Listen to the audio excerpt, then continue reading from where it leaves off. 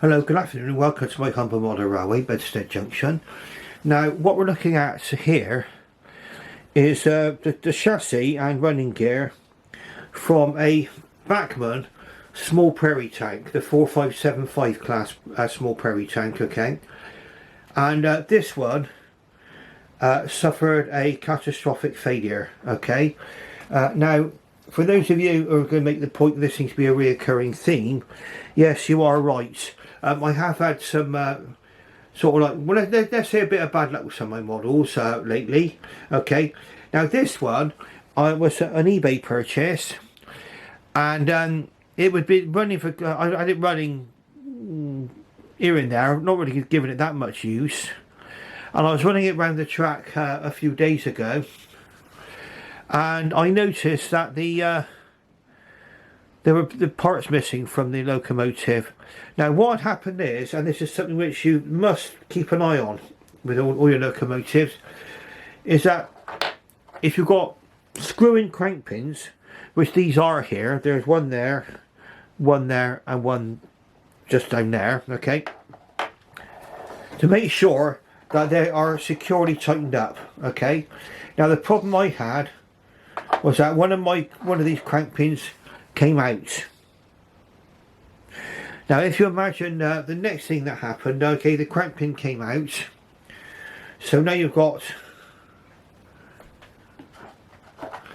the connecting rod coming from where the crank pin should have gone, okay, there, and up to the crosshead, that connecting rod there, that suddenly was now flapping about, okay.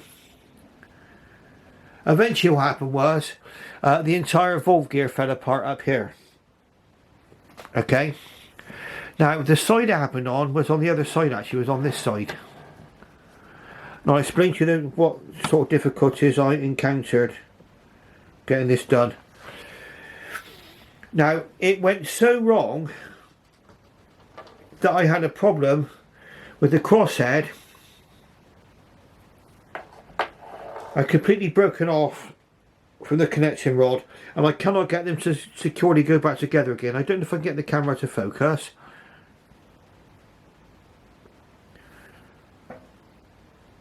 We'll try it.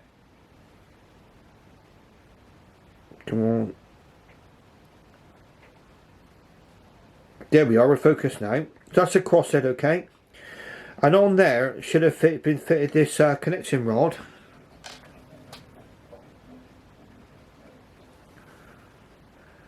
Here. We'll get focus in a minute. Get focus on my thumbnail first. There we are, so we've got this connecting rod here, okay. And that had broken away from the crosshead. So the actual pin that held it securely is now loose. So the two parts wouldn't fit together. Now what that meant me having to do, I couldn't fix it properly. I couldn't get that back together again properly. This is what a connecting rod and the crosshead should really look like.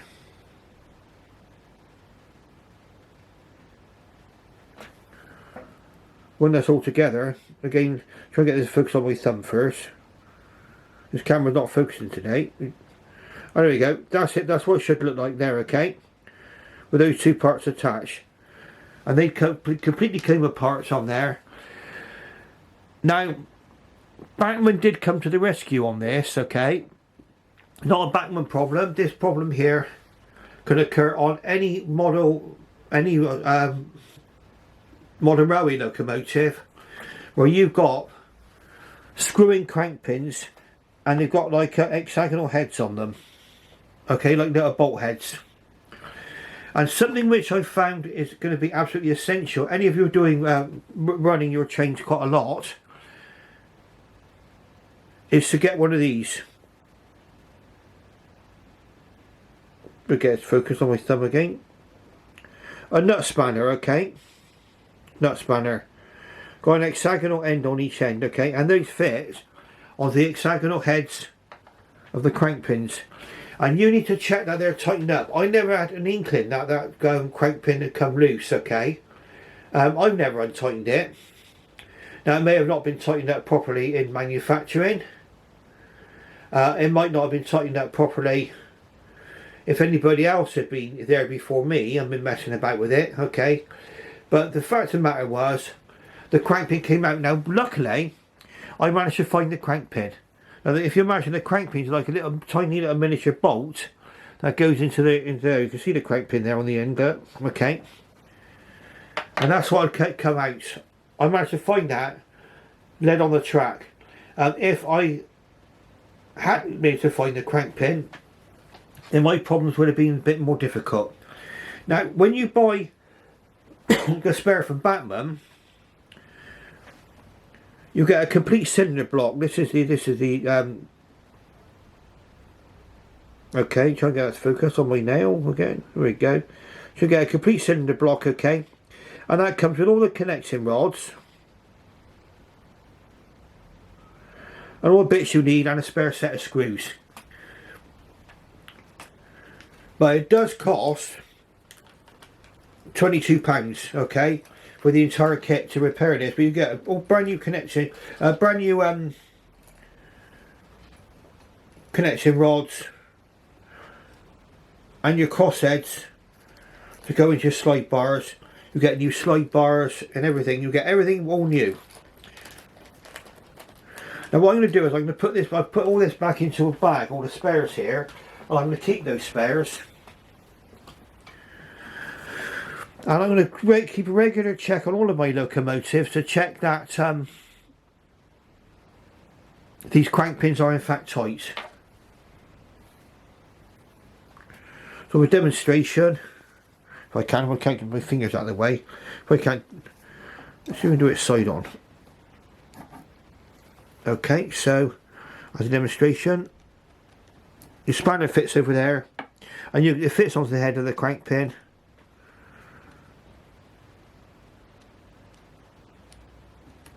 Like so, and you can just check that the crank pins are tight, okay. I've checked all the crank pins on this locomotive and they are tight now, so I won't be getting any more problems, hopefully. Right, so now what I'm going to do next is I've actually test run this going backwards and forwards, okay, but without the body attached you lose a lot of the weight of the locomotive, okay, and I'd like to get that body back on now, so I go and correctly over points. Now another point to watch out on these particular ones is, and I don't know why Bachmann have constructed this in this way. Now normally with Hornby, okay, this is where Hornby goes ahead a little bit, they would normally have a cover over this worm drive, okay. On this one there is no cover over the worm drive, and you have to make sure that these wires here are not lying on the worm drive, okay. Normally the tension in the wires usually will mean that won't happen, okay, because obviously if the worm drive, if that wires are led on the worm drive, that's going to mean problems if the insulation on the wires are cut through. Okay, so that is my repair that I've actually done to this now. So just to recap then, I had to fit new crank pins. I've refit the crank pins here because you don't get those in the kit, okay.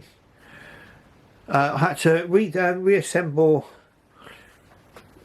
the crossheads and slide bars here and the connection rod down to here. And when all that's together, you can actually then hopefully have a locomotive that runs. I tried it going backwards and forwards and it does actually run now, and I've actually double checked that the crossheads here are actually correctly located in the slide bars on both sides.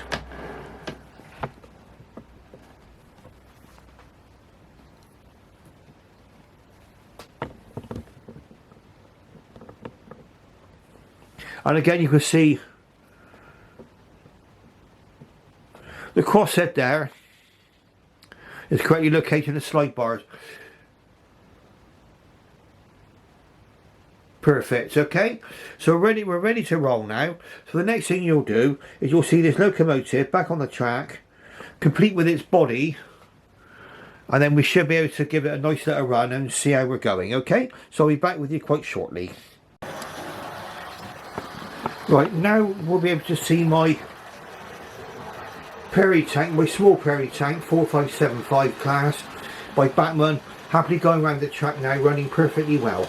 Okay, now what I'm going to do is I'm going to give it a little bit of a running in session, I reckon. But what we'll do is we'll go over some little points again about these particular locomotives. One, you can still buy spares, and in fact mine was a bit of an older one. This one that's gone around here, so it transpired. But the actual Bachmann website actually cross-referenced the part numbers, so I was able to get a new complete valve gear set that included the cylinder blocks, the slide bars, and the new connection rods.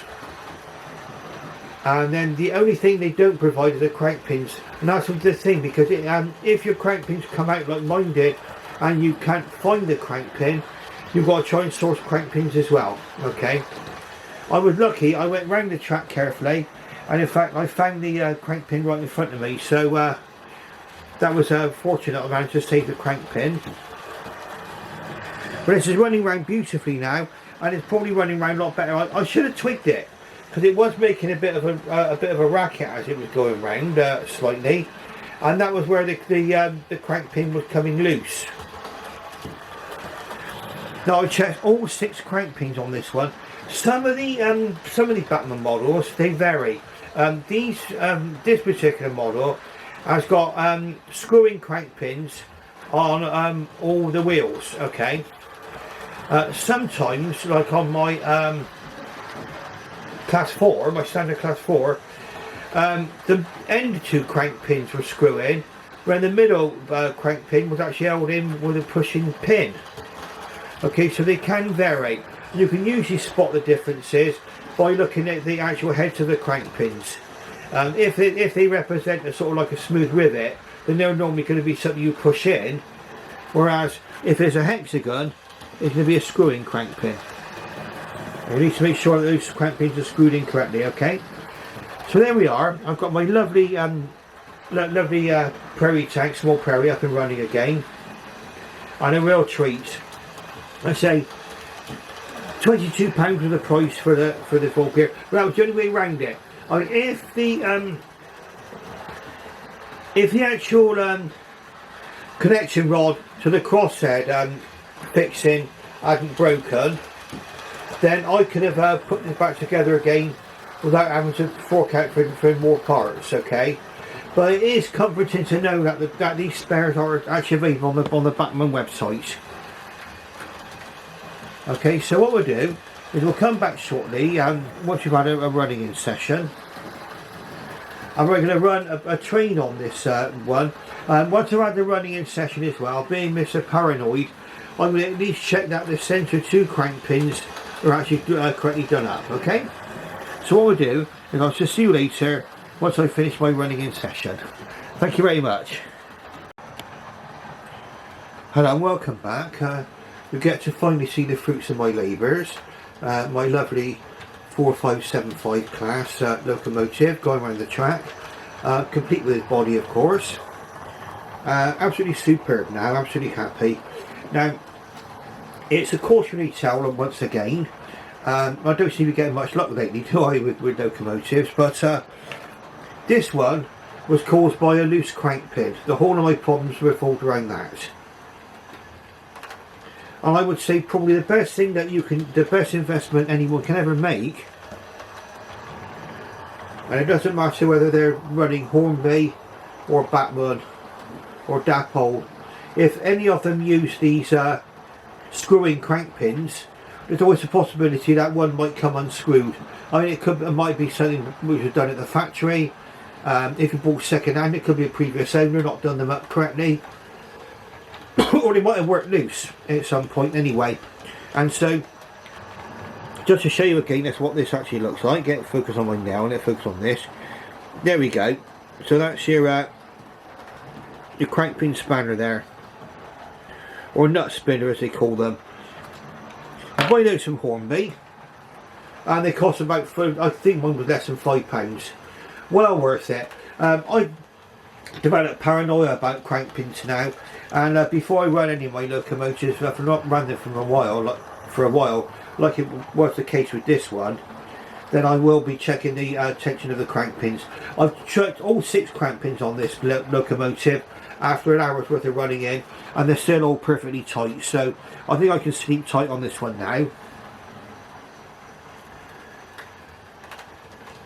Now what we can do is we can have a quick look at this one on the Lazy Susan now that's completely reassembled, and you can see what a lovely locomotive this actually is. Okay, so you just leave me just wait just a second. I'll be right back again.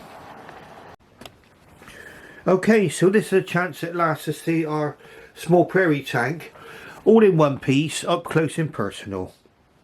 Okay, you can see it's got the late BR crest on it. Very, very nice. 5550 is the number of it.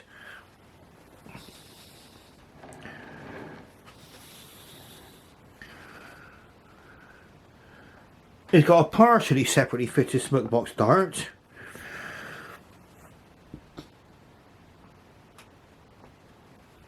Do we have sprung buffers? We do indeed. And you've got your steam pipe attached to the, or vacuum pipe attached to the buffer beam there. You see that?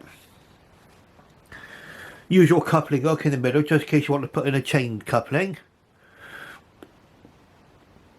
And it's got the NEM type coupling front and back.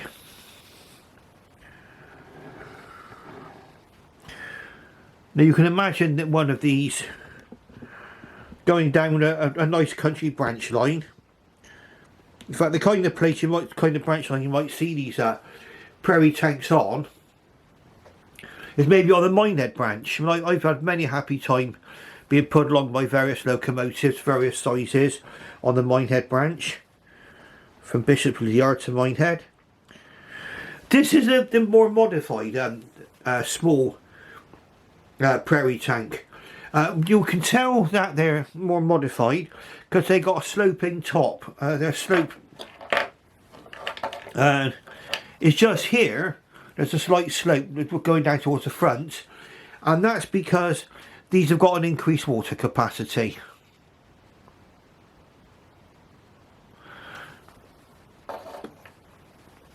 And you can see where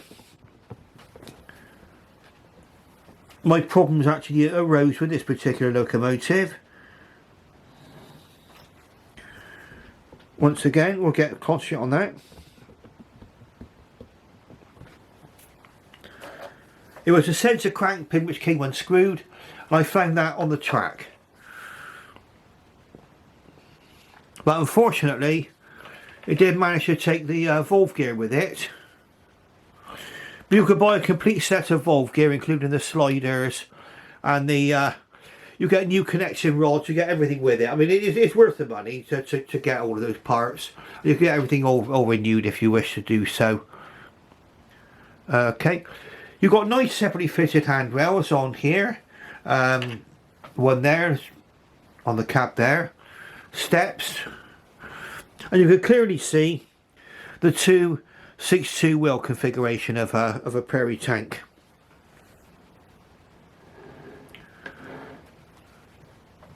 Coming on to the back,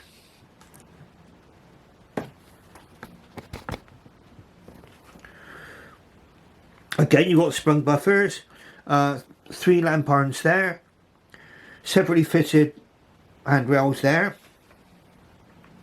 The coal load's quite nice too. I use the hand of the Giants for that. See the coal load there, very nice. And it's the usual Bachmann sparkly coal load, which I like. I would like to imagine that's a coal load that's been sort of dampened down with a hose. What I used to do was dampen down the top of the coal to stop dust going flying about all over the place. Okay, so that is a 360 view of the lovely Bachmann small Prairie. Would I recommend one of these models? Well, in spite of what happened, yes, because for 2 reasons really. I mean, it was a nice runner, and it's unfortunate when a crank pin comes undone like that. It's something you don't really bank on happening. I mean, it's something you don't expect to happen. But experience has shown me that it can. I mean, it happened to me on my King Arthur class, and it also happened on this particular locomotive as well. Okay, and that resulted in well, lucky really, I got away with it on the King Arthur class. I was able to reassemble everything on that one without any problems. But this one, definitely we had problems with the valve gear afterwards. But there we go, the beautiful small Prairie.